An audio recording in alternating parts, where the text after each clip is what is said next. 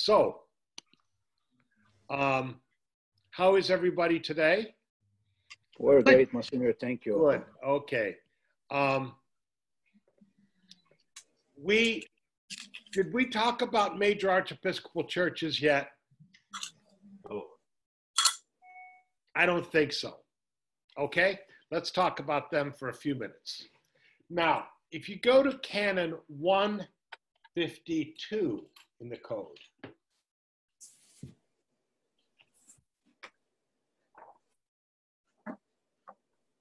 (151). Okay, Canon 151. Could somebody please read Canon 151?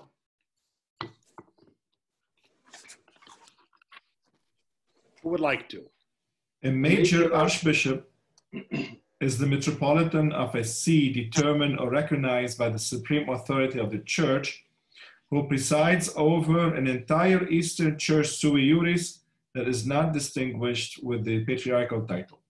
Okay, now they are describing a major archbishop.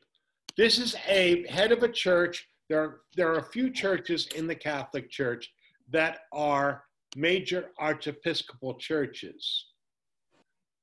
We have, first of all, the Romanian Church.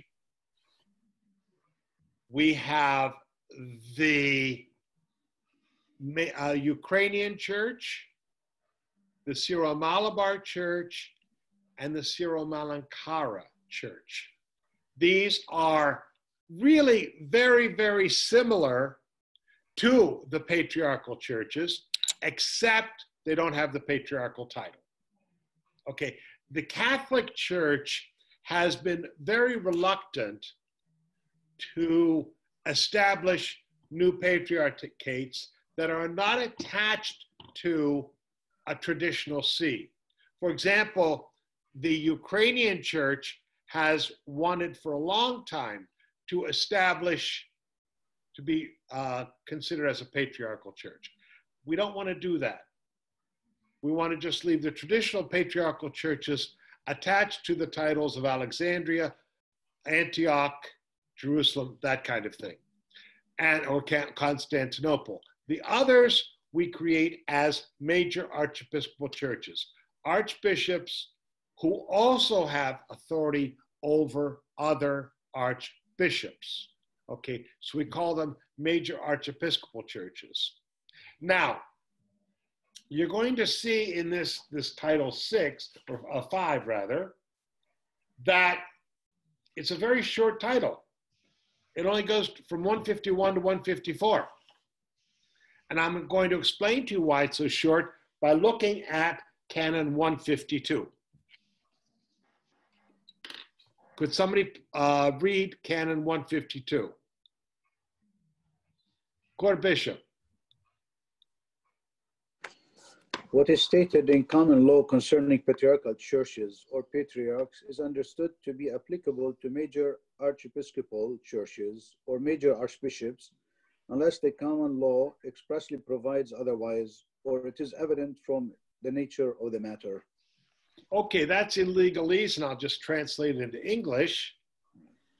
What they're saying there is that the major archbishop and the major archiepiscopal church is to be equated with the patriarchal church, except when common law determines otherwise.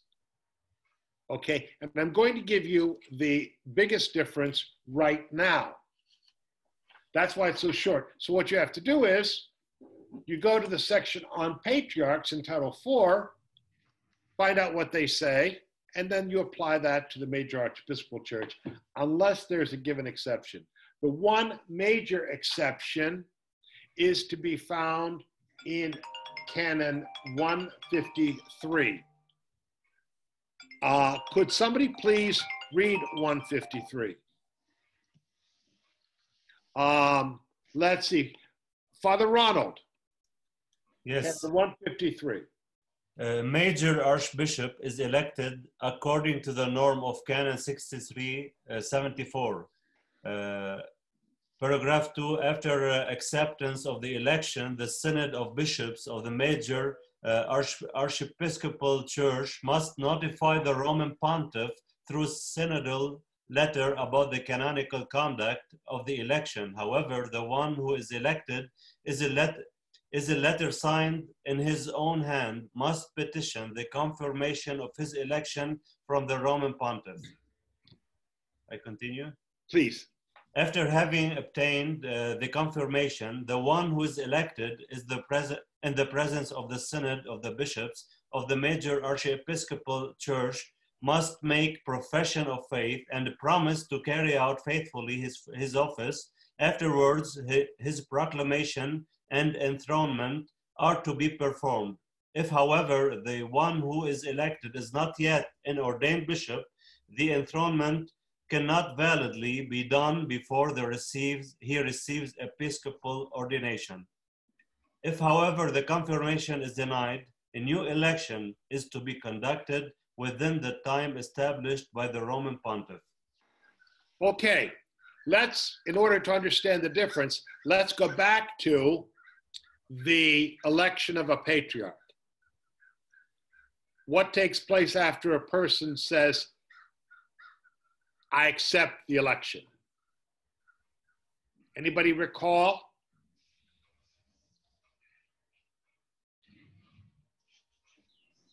The ordination. Well, he's already been ordained. He's an ordained bishop. But then what happens is, after he accepts the election, he makes the profession of faith and the promise to fulfill his office faithfully. And then he's enthroned. Okay? But even though he's patriarch at that moment, he cannot convoke a synod or ordain a bishop until he has received a letter of ecclesiastical communion from the Roman Pontiff. Okay? That's the difference. He is enthroned. In the case of the major archbishop, it's different. When the Ukrainian major archbishop was elected, the synod sent a letter saying the election was canonical.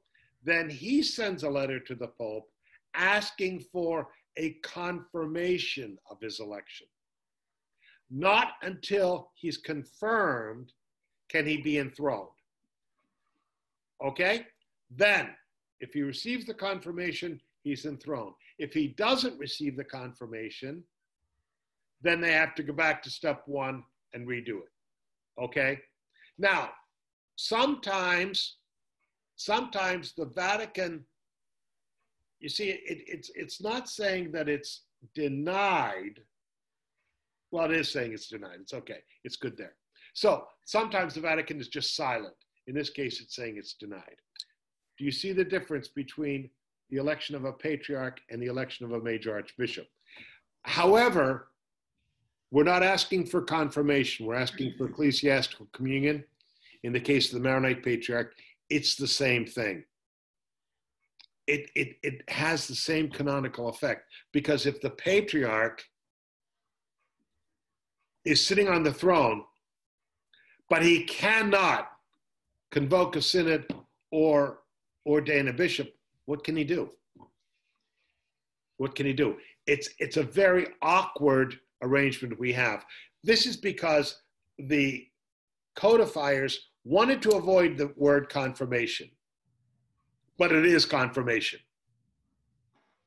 But it is confirmation.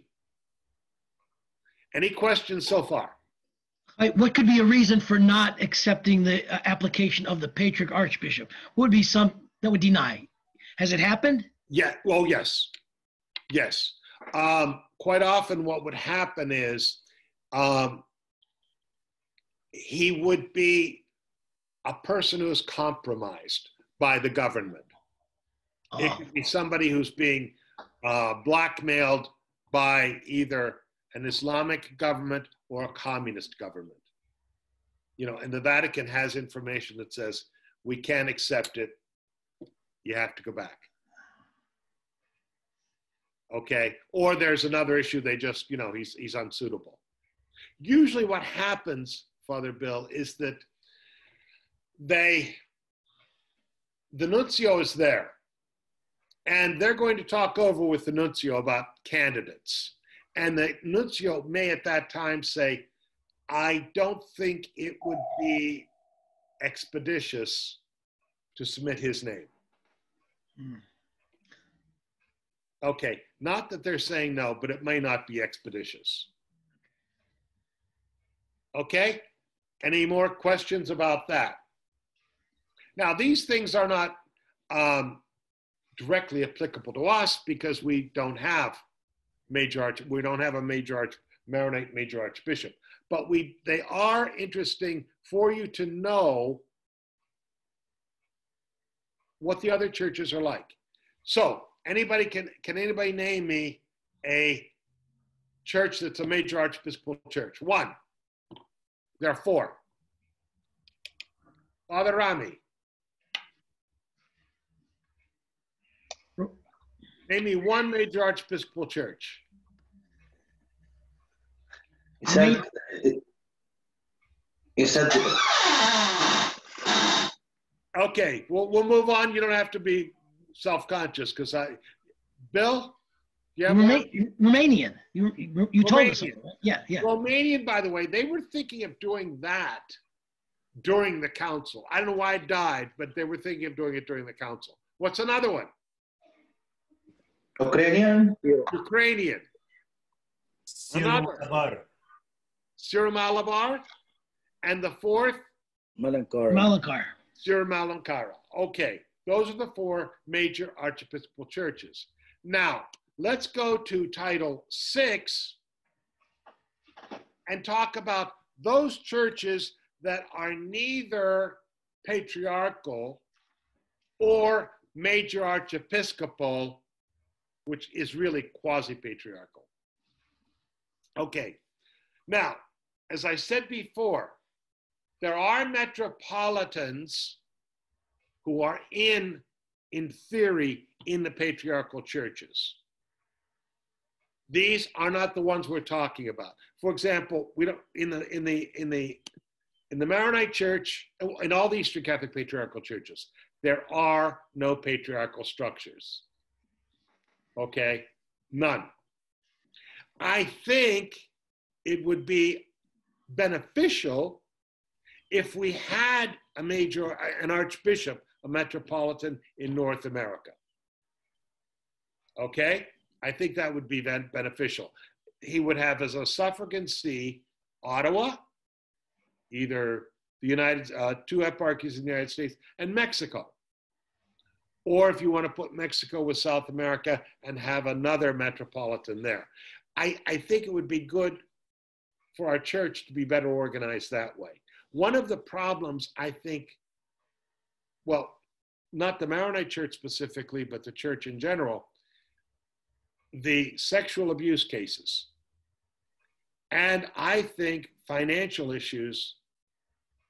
problems will arise because we don't have a strong metropolitan system. Rome is too far away. They can't supervise. And the nuncio can't supervise all this stuff. And doesn't really have, the nuncio, if he sees a problem, the only thing he can do is write Rome. He can't correct it himself. Okay? So, a metropolitan we are talking about is the head of a church. Not like the head of a province, but the head of a church. I gotta close this, it's too cold.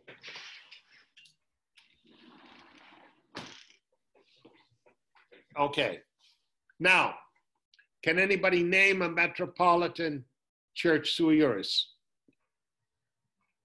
We have one in the United States. Ruthenian? Ruthenians. The Ruthenians are a metropolitan church Sui Iuris. Two other churches that come off that are the Eritrean church and the Ethiopian church. They used to be one church, but they had to be divided because of the animosity between the two countries. Ethiopia and Eritrea have been fighting for 50 years now, and the bishops just could not collaborate. So the Vatican created two metropolitan sees, one in Addis Ababa and one in Asmara for Eritrea. Then there's also the Hungarian Church. Okay, these are churches that are they have a metropolitan as the head. Now, how are they different than the patriarchal churches as far as jurisdiction? The metropolitan in these churches has authority over bishops, but not over other metropolitans. Patriarchs and major archbishops have authority over metropolitans and bishops. Metropolitans have authority over bishops. One way to put your head around this is this. Think of these metropolitans churches as all somehow being attached at one time or another to a patriarchate. Ruthenians were attached to the Patriarch of Constantinople, theoretically. Eritrea and Ethiopia, theoretically, to Alexandria. We pull them out, and the metropolitan then is the head of that church. We kind of emancipate them. Okay? Now, could somebody read Canon 155, paragraph 1?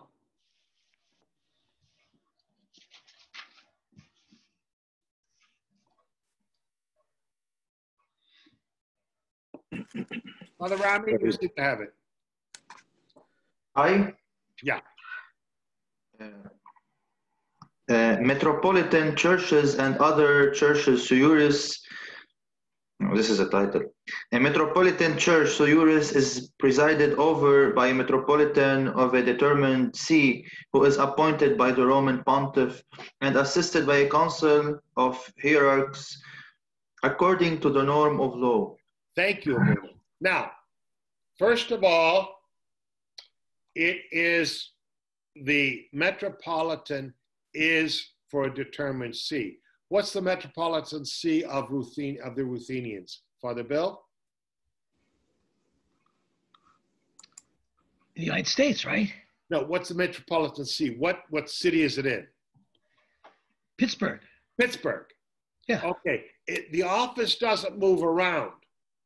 It's not like, okay, we can elect the Bishop of Passaic as the head of our church. It's always the Bishop of Pittsburgh who's the head, the metropolitan head. Just like the Bishop of Rome, the Bishop, in theory of Antioch, it's for a specific see. It doesn't move around. Not like the Conference of Bishops, because in the Conference of Bishops, it used to be Houston was the president. Now it's Los Angeles. It doesn't move around.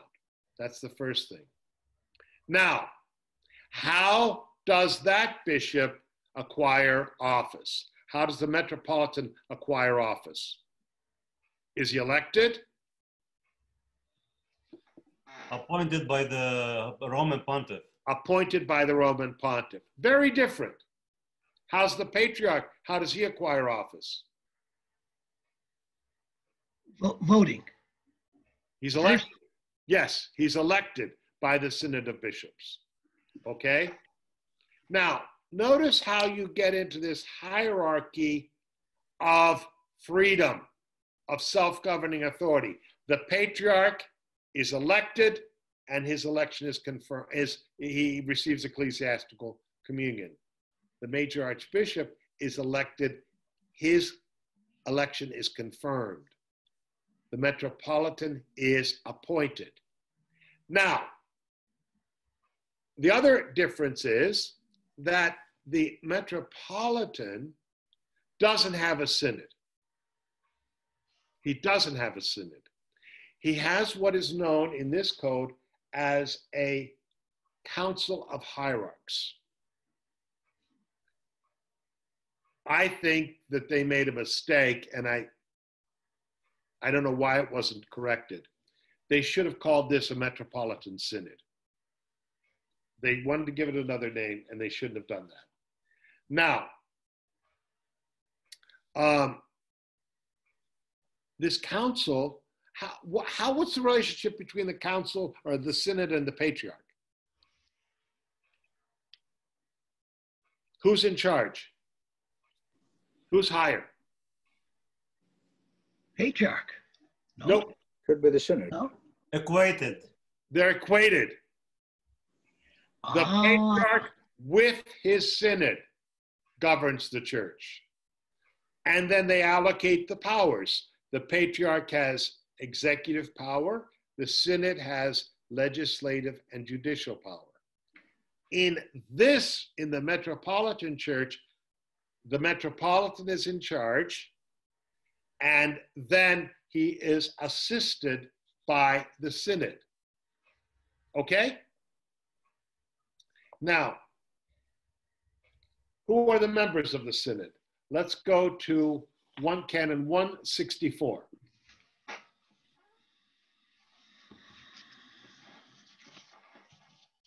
Who would like to read that?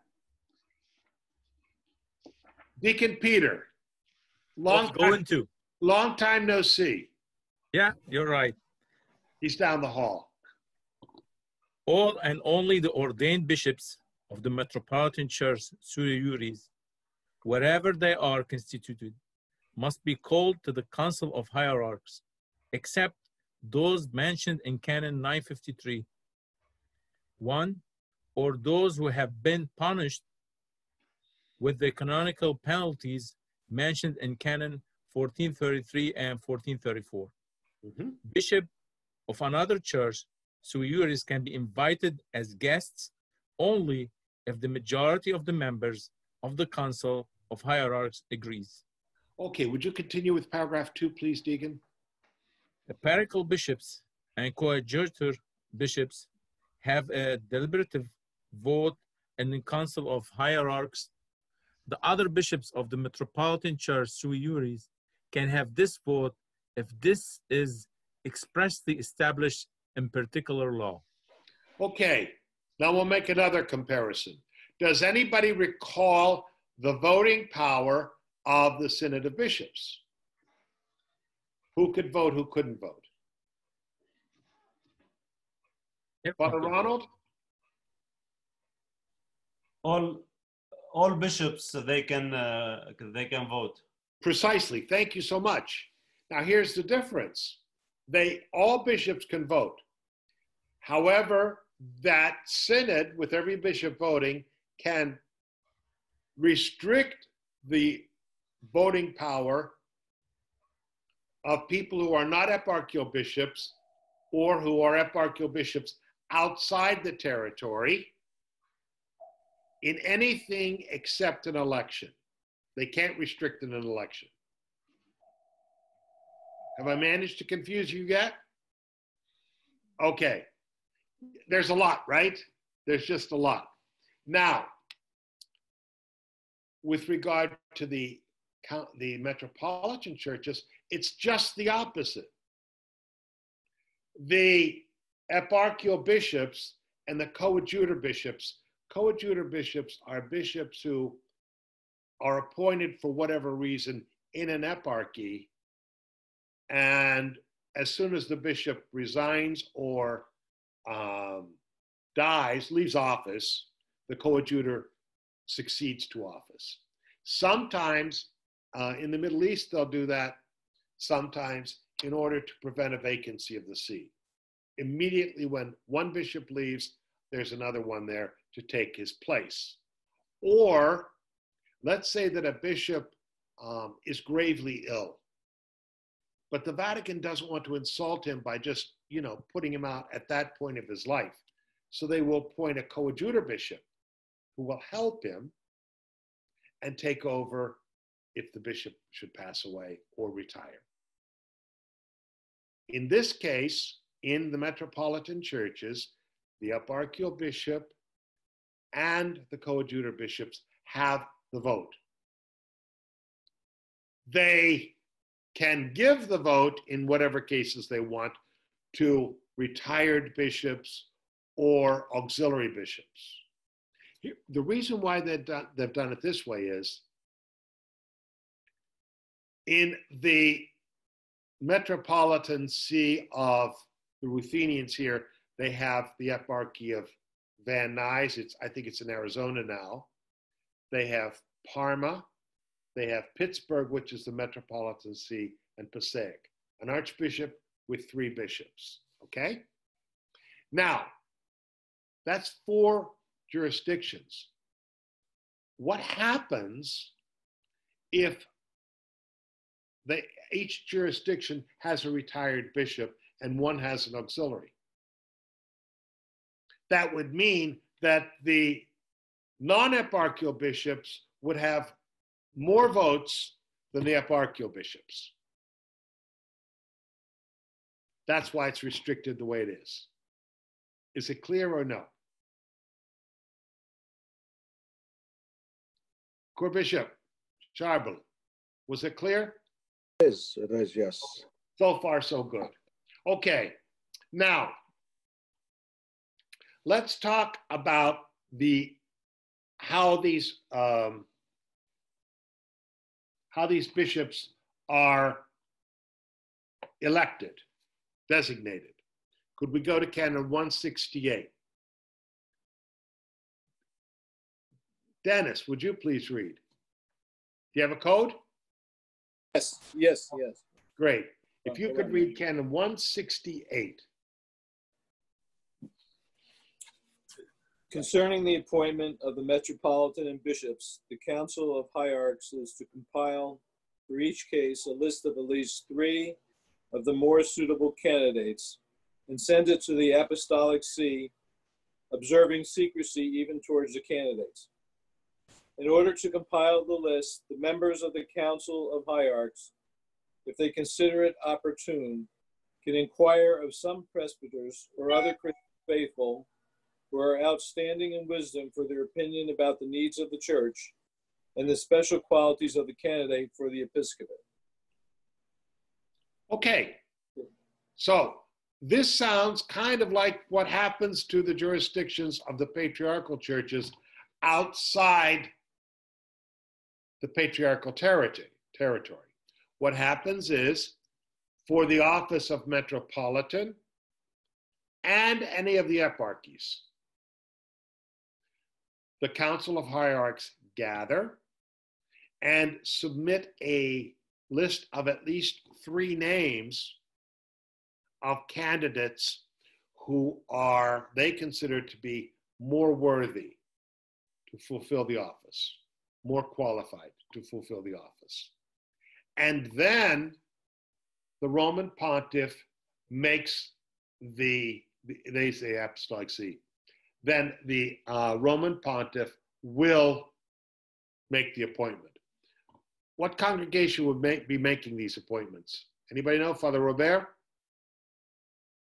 Don't know. Anybody?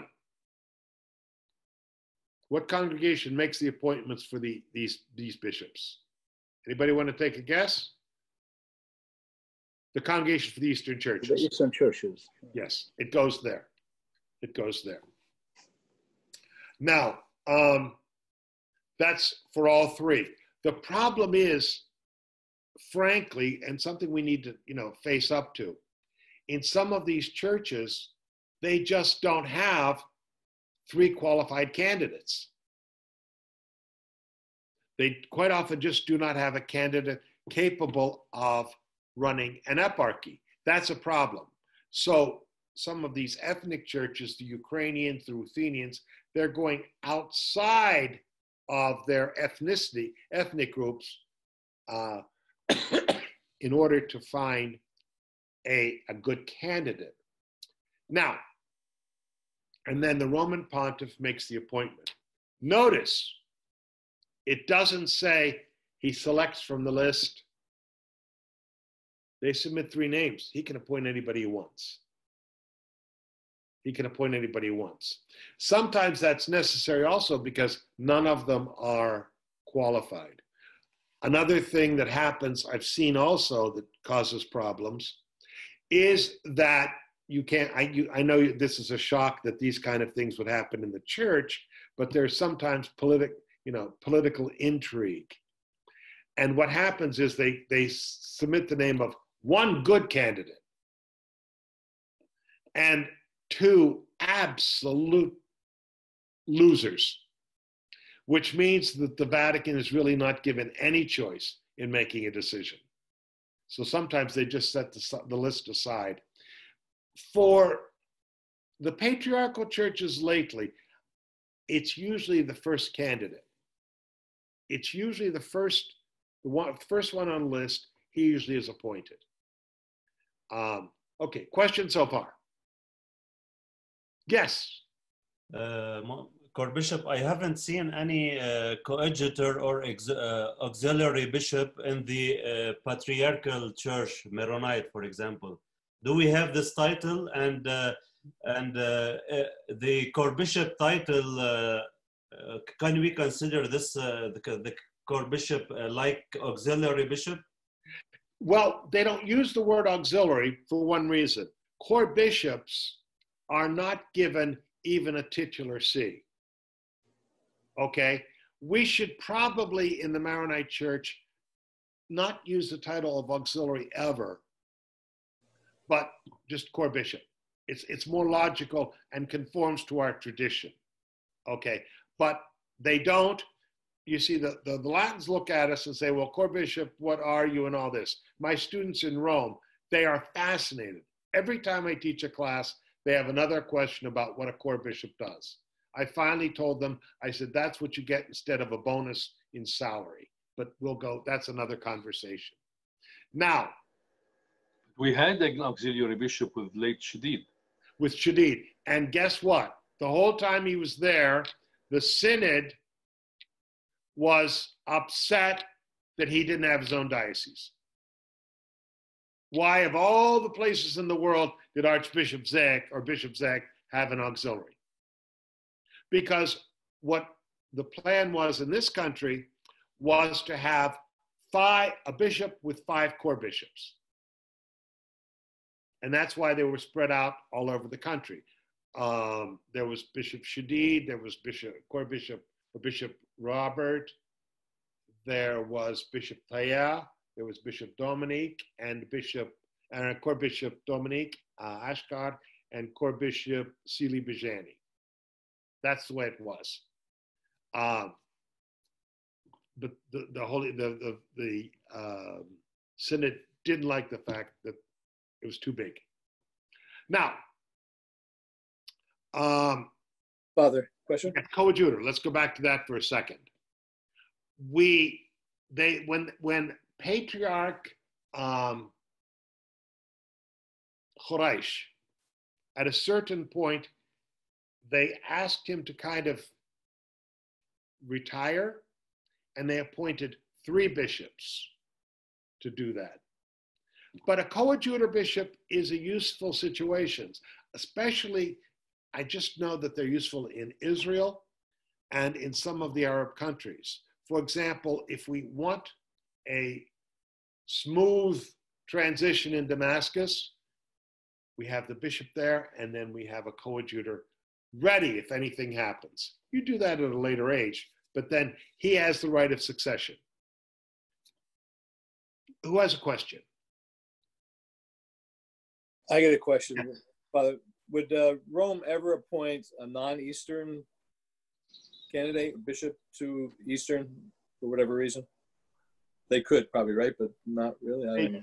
Could, but they wouldn't. They would. They could, but they wouldn't. Yeah. That's a good thing when you're dealing with your bishops and your canon lawyers. Father Ronald, always remember that. Sometimes you have to tell the bishop, there's a big difference between what you can do and what you should do. Okay, they need to understand that. If the canon lawyer goes to the bishop and explains to him what he can do, he's a wonderful canon lawyer. If the canon lawyer goes to the bishop and says, you shouldn't do this, well, he's just difficult. He's too legalistic. You'll see that. Chorbishop Sharba. When did the title of Archbishop got introduced into the Maronite Church? The Archbishop of Cyprus, who has few parishes, Archbishop of Archbishop Zayek or Archbishop of Beirut is the only by himself. Why would they give him the title of Archbishop even? Well, Archbishop Zayek's, there can be an Archbishop, a title can be given where you don't really have jurisdiction over another diocese. It's given, they call it ad personam, personally. And it's given just in consideration of the prestige of the person. Now, why some of the dioceses, the Maronite diocese have Damascus or something has Archbishop, it's because they want to be equal to the Orthodox. Because the Orthodox use that title, they use the title. Archbishop in canon law means nothing. The canonical term is Metropolitan. Okay? There's another term in canon law that we always use, and we use it all the time, but it has no real expression in law. A parishioner in good standing. We say it all the time, but can't find it here. What is somebody in good standing? Is not under any ecclesiastical penalties and is a regular communicant, is what I would say. Okay, rather than in good standing. But Archbishop, as you said, Chorbishop is just another way to keep priest happy. Questions? Now, let's go to the last point on the heads of churches, Metropolitan heads of churches, and talk about, read Canon 167, paragraph 2. No, excuse me, read the whole thing. 167, paragraph 1 first.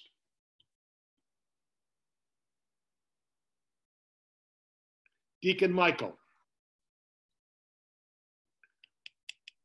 I don't have today the book in my hand. Okay, who has the book handy? Okay, Father Robert. With due regard for the canons in which the power of the Council of Hierarchs to enact laws and norms is expressly treated, this council can also enact them in cases in which common law remits the matter to the particular law of a church sui iuris. Number 2. Yes. The Metropolitan is to inform the Apostolic See as soon as possible of the laws and norms enacted by the Council of Hierarchs. Laws and norms cannot be validly promulgated before the Metropolitan has written notification from the Apostolic See of the reception of the acts of the Council. The Metropolitan is also to inform the Apostolic See of other acts of the Council of Hierarchs. Number 3, the Metropolitan is to see to it that the laws of the Council of Hierarchs are promulgated and its decisions published. Number 4, without prejudice to the canons that deal expressly with the administrative acts of the Metropolitan, who presides in a Metropolitan church sui iuris, it is for him also to perform those administrative acts which are committed by common law to the superior administrative authority of a church sui iuris, however, with the consent of the Council of Hierarchs. Thank you. There's a lot there. We're talking about the powers of the Metropolitan and the Council of Hierarchs, how they function, how they do things. And again, you're going to see, as in the Maronite Church can enact laws, and the Synod can enact them, the Patriarch can promulgate them, and it's a law. This is not the case in the Metropolitan churches. First of all, it says they have the power in any area in which common law relegates a matter to particular law. And some would say that's all they can do. They can't make any other laws. Okay, I have some doubts because there's another canon that would open possibilities. But, so they're restricted there. The patriarchal churches, the major archiepiscopal churches, can enact a law in any area. Secondly, when they do enact a law, the Metropolitan has to send it to the Congregation for the Eastern Churches and cannot promulgate it until he's received notification of the reception, of that law. Now, there was a problem a few years ago, well, no, it's not, 1992, with the Ruthenian Church. They made their own particular law, which allowed, there were some provisions there for married clergy. So they sent it to the Congregation for the Eastern Churches, and the person who drafted the letter that the cardinal signed said, "We have received your letter of such and such a date and the particular law." So the Archbishop here said, "We have written notification that it's been received," where Rome had no intention of approving it by that way. So there was a lot of chaos. Reception just means they have vetted it, it's okay, but they shouldn't have used that terminology. So notice, they cannot pass a law until it's received the approval, until it's been vetted by Rome. Okay? Then, when it's been vetted by Rome, they send it back. Now, the Patriarch in the Maronite Church, if the Synod passes a law, he says, "I don't like this law," he doesn't promulgate it. In the Metropolitan churches, the Metropolitan has no choice. He must promulgate it. Why that has to be that way is because he has, this law has been approved by Rome. So it'd be kind of obnoxious that it wasn't promulgated. Okay? Lastly, the Patriarch can transfer bishops, can establish jurisdictions, an eparchy or an exarchy. The Metropolitan cannot, unless he has the consent of the Apostolic See. So you see there's a hierarchy of self-governing authority. We go down and they're all equal, but some are more equal than others. Questions? Okay, let's move to the last one, and then we've got all the churches covered. Other churches sui iuris. Now, sometimes people will include a place like the Albanian Church, the Albanian Catholic Church, or the Russian Catholic Church as a church sui iuris. They don't have a bishop in either place. My point is, these are Eastern Catholic communities. They can't be a church sui iuris. You need a bishop. Okay, let's go to Canon 174. Who would like to read that?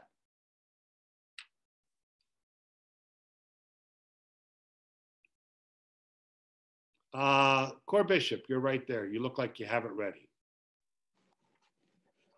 The church sui iuris that is neither patriarchal, major, archiepiscopal, nor metropolitan is entrusted to a hierarch who presides over it according to the norm of common law and the particular law established by the Roman Pontiff. Okay, interesting right there. They just went through a via negativa. It's not patriarchal, it's not major archiepiscopal, it's not metropolitan. Therefore, these are the others. These are the others. And how do they govern themselves? By the common law, this,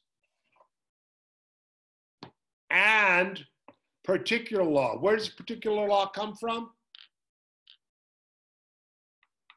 From Rome. From Rome. They don't make their own, they do it from Rome. Can anybody give me an example of a church sui iuris that is other? Sometimes there's only one jurisdiction. In the case of the Bulgarians. Did I ever point this out to you?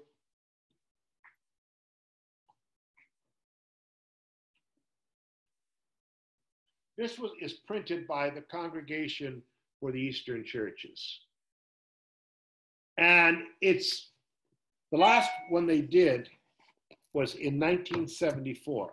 This is a directory with very good history, excellent history of all the Eastern Catholic churches. It's called the Catholic East. And I think this one was done in 2007. Oh no, that was an Italian edition. That's about 2019. Yes, 2019. It's an excellent work. This also exists in Italian in 2 volumes.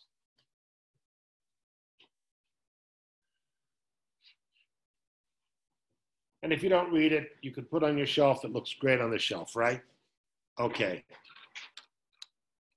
Now, that's the Bulgarian church. Does anybody know another one? The Italo-Greeks or the Italo-Albanians. This book refers to them as Byzantines in southern Italy. Now, that church has 3 jurisdictions.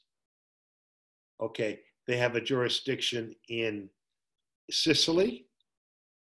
They have a jurisdiction in the mainland, Calabria, and then they have a jurisdiction, a monastery Sui Iuris, Grotta Ferrata. So they have 3 jurisdictions. That's another one that's just called another church. 2 eparchies, 1 monastery. They're related to each other. They make part of the same church, but nobody has jurisdiction over anybody else.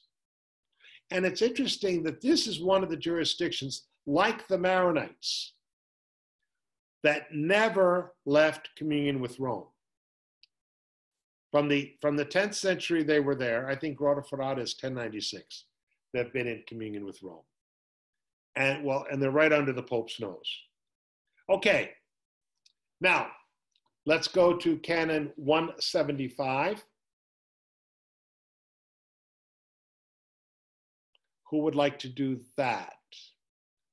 I will do it. Okay. These churches depend immediately on the Apostolic See. The rights and obligations mentioned in Canon 159, number 338, are exercised by a hierarch delegated by the Apostolic See. Okay. 159 refers to the role of the Metropolitan. So they're saying you have those powers, but they're really not your powers. You're acting with delegated power in the name of the Apostolic See. Looking for something, Chorbishop? You're good, okay. I think I'm going to stop there because I only have 5 minutes left, but any other conversations. By the way, for those of you who are interested, on Facebook now, I put the clarification that on my Facebook page, that the Vatican made with regard to the Pope's, in the documentary Francesco, that the Pope, that he clarified all the civil union stuff, and it's quite reasonable, no problem. Yes, it's there. Is that from me, or where is it? Was that my Facebook page or another one? It is from your Facebook this morning. And it's interesting. It's interesting. They basically combined 2 different statements because they talked about, well, a person who's homosexual has a right to a family. Well, the context was, if you have a child with that issue, you don't put the child out. You don't exclude the child from the family. So it took them a while, and they did it. I think the Vatican, I think all the officials really wanted to go in and kill the Pope for saying those things, because you know how they officially released the statement? On the editor of the L'Osservatore Romano on his Facebook page. That's how Could you explain to us the situation in a little more detail? So what happened and how you addressed it, if you don't mind? No, there's no problem. What happened was the Pope did a documentary. I don't know when it was, 2 years ago. They did some interviews. Then they put all of this together, and the Pope indicated that he had no objections to the civil unions, to the civil arrangements, okay? Because when he was Archbishop in Buenos Aires, he did the same thing. The Kitchener tried to push him to, you know, put the church in a bad place because they were starting civil things. And he said, that has to do with civil law. And if they need the protections of the civil law, do it. That has nothing to do with the sacrament of marriage, which is between a man and a woman. Okay? That's it in a nutshell. But it got to the civil press, and it was much more, it was expanded much more and overblown. Yes, Steve, Subdeacon Steve. Yeah, just a brief question. You probably have already gone over this, but as a subdeacon who serves locally and not involved very often in canon law, I was just wondering, how does the canon law get administered? Is there like a court? I know there's canon lawyers, but is someone sort of watching and enforcing, or is it up to individual priests and bishops to enforce it? Well, I just sort of want to get a sense about that, about how sort of it all works. Well, they don't have a priest. The bishop is no canon law, or, you know, just a general question. No, it's okay. The bishop is the one responsible for the good order in his eparchy. Okay? And then it goes down the line. It's not really a pyramid structure, but that the priest, basically, the bishop is assisted by the priest, and the deacons are collaborators. I always attach the subdeacons to the churches themselves. They're really working with the churches themselves. Yes? You know, beyond that, you know, beyond the diocese, I know you served as the international president, as well as the president of America Society. Don't you have like power to explain, to interpret the law for the bishops and so on? You do, we do. Because what happens there is, it's not the authority of the Pope, that's an authentic interpretation. But what it is an expert opinion. It's not so much based on the person in his office, but on the weight of the argument, okay? And then in the United States, you have the Conference of Bishops, which doesn't have authority so much as coordinating, okay? You see, I think this is kind of, it's going to get very important very soon. I'm working on a study now for another group. Basically, it's mostly Europeans. They're talking about vigilance and accountability. How do we keep each other accountable? What are we supposed to be doing? What is good vigilance? And we don't want to become Nazis. You know, what is good order? I always say the home associations always just, they can be Nazis at times. What is good order? How is that enforced? Because we don't want a society where we're all turning each other in on stuff.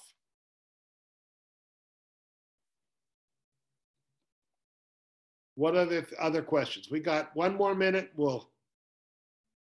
I apologize for this morning, but I was getting 2 phone calls. It was all happening all at once. I was free sitting at my desk all morning, and then this happens. I'm sure you all have it happen. Chorbishop, this is Paul. Yes. Thank you very much. I just wanted to add a comment actually about Pope Francis's comments. The interview was given in Spanish, and I, who have studied Spanish, realized that the translation that the Americans or the English speakers were given is actually incorrect. So the Pope said was, tienen derecho de estar en una familia, which they have a right to be in a family. Yes. Not they have a right to have a family. Have a right to a family. Yes, and which is beautiful, which is beautiful because see, this is not, he wasn't setting doctrine. He was making a prudential judgment. It was like all of you have to make when parents come to your house and say, my son or daughter just told me that they were homosexual and I want to kick them out of the house. Okay, I hope that you would argue that isn't the best idea. Right, right. Thank you, Paul. Abona George, do you have anything?